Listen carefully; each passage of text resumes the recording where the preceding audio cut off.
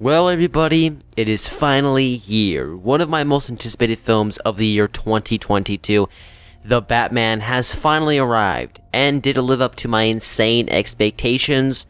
Let's talk about it. If this continues, it won't be long before you've nothing left. I don't care what happens to me. It's only gonna get worse for you. Hello everybody, my name is Daniel and welcome back to my channel. If you guys are new here and you love movie content like this on a weekly basis, please consider clicking that subscribe button and hitting that post notification bell so you guys never miss when I upload another video. And if you guys do go to enjoy today's video and you want more reviews like this, please consider clicking that like button, but only if you do go to enjoy. So enough diddly-daddling, what did I think of The Batman? I loved it. Is it perfect? No, but my goodness, it is quite close of being perfect. This film gave me everything I wanted this film to give me. Great characters and performances, well done and exciting action sequences, a good Seven-esque mystery, characters, world, and overall, this film was just a sleek, really well made, really interesting, and extremely engaging film. This film is 3 hours long, but it felt like 2. I was riveted from start to finish, from beginning to end. There was never a point in The Batman that I was bored. There was never a point in The Batman where my attention span wavered to something else. I was completely glued to the cinema screen from opening frame to closing frame. First up, let's talk about the cast, as we always like to do on these reviews. Robert Pattinson as Batman, aka Bruce Wayne. When he was cast as Batman, I was a bit worried. He's a great actor, but being a great actor doesn't mean you could be a good Batman. Just look at George Clooney. He's a terrific actor, but he wasn't a good Batman. Robert Pattinson is possibly my second favorite Batman.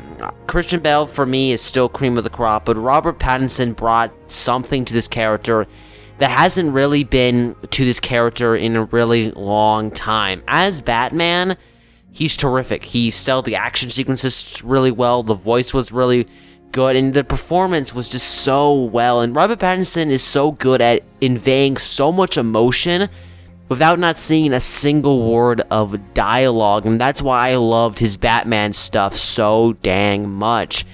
I have heard complaints or people saying that his Batman is great, but his Bruce Wayne felt underdeveloped and kind of boring and bland, and I can agree.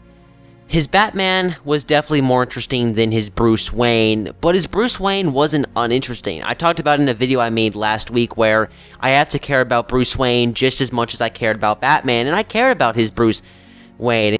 Robert Pattinson was really good as this character, and I cannot wait to see what he and Matt Reeves can do next. The rest of the cast is really great, but some standouts for me was Paul Dano as the Riddler. The Riddler in this film is probably the best villain we've gotten in a Batman film, probably since Heath Ledger's Joker in The Dark Knight.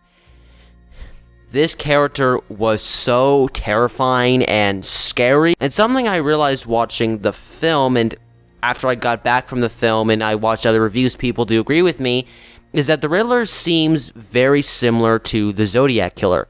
From the cryptic messages and puzzles to his outfit, this is definitely not on accident. This was 100% on purpose, and to be honest, I love the fact that Matt Reeves made this killer, made the Riddler feel tangible and feel like a person that could be in the real world, because technically he was in the real world, because he's very similar to the Zodiac Killer, and that just makes his character that much more terrifying and that much more creepy, and I just loved Paul Dano's performance.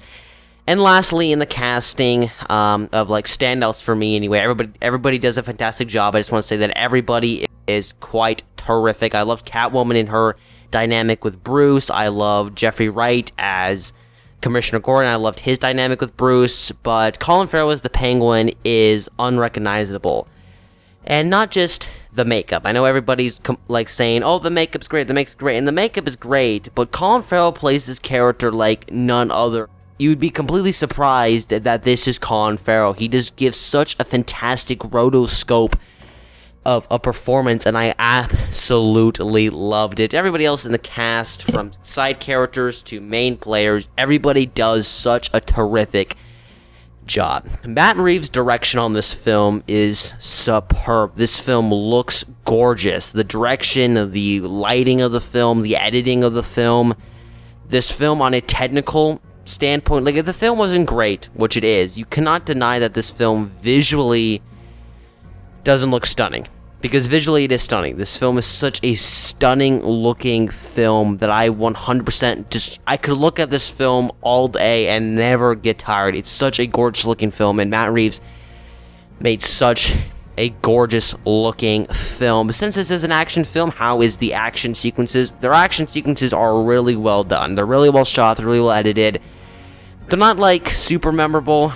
Like, the action sequences are really well done and really well, made and shot and composed, and you can tell what's happening. There's no shaky cam or quick cut editing here, but I do understand why people say that to them sometimes the action sequences felt unmemorable, which I do agree, but for me personally, I thought the action sequences were very fun and extremely riveting.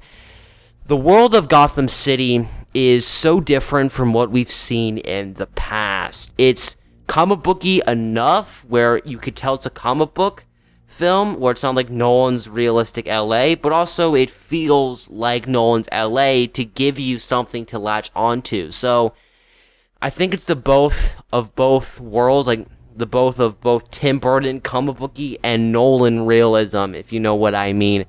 The music, I think, is excellent. There was one or two times where I felt like the music felt out of place, but that could have been for me. The film's pacing is terrific. And the film's mystery is so engaging and so interesting, and the film doesn't talk down to its audience. This is a film made for adults. This is a comic book film made for adults. It doesn't talk down to its audience, which I'm so glad it doesn't. And you never solve the mystery too early. There's always a point where you are solving the mystery with Batman. When he figures something out, you're figuring something out, which I think is how it should be. I hate films like this where you solve it so much before the characters solve it, then you're just waiting for the characters to catch up ahead, or you had no clue what was going on, and then the characters have to tell you what was going on. There's a good balanced ground with this, and the mystery was extremely engaging, and there was never a point where I felt like the film cheated itself. There's never a point where I felt like the film did something that doesn't quite make sense just for the sake of the story. I do have some problems with The Batman. It's not a perfect movie. It is very, very close, but I do have some problems. The third act is still good. This is not a film that I feel like the first two acts are amazing and the third act really wears the film down, but I do agree when people have said that the third act is not as engaging as the first two thirds, which I completely agree. But in my opinion, it doesn't ruin the film. We go from two incredible acts to just one really great act. You know what I mean? So I don't think, in my opinion, it ruins the film in any stretch of imagination, but I thought I'd mention it. And why, for the most part, the pacing of this film is fantastic. There's one or two times where I feel like sequences went on for a bit too long, or the film was dragging on just a hair. But I mostly felt that in the last act. Overall, Matt Reeves' The Batman is everything I wanted it to be and more. The characters are in depth and have actual character arcs, and Robert Pattinson is great, and the story is intriguing, the action sequences are really good, the world is fascinating. I cannot wait to see what Matt Reeves and Robert Pattinson does with a sequel, and I'm going to give The Batman an A. So those are my thoughts on Matt Reeves' The Batman. What do you think of this? Let me know your thoughts down in the comment section below. Why you should like this video? Check out my Instagram at daniel.movies, and check out my podcast, The Movie Podcast, if you do choose to. Thank you guys so much for watching, and as always, guys, keep talking movies.